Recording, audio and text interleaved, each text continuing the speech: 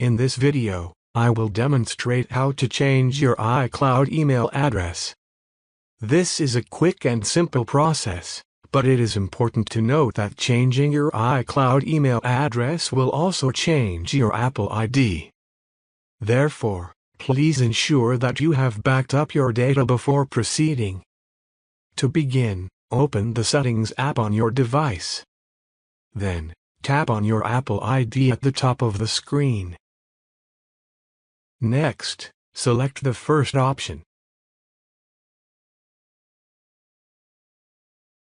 And then tap Edit. From here, tap the minus button next to your current email address and then tap Delete. You will then be prompted to enter your passcode. Once you have entered your passcode, tap Choose Another Email. Enter your new email address and tap Continue. A verification code will be sent to your new email address.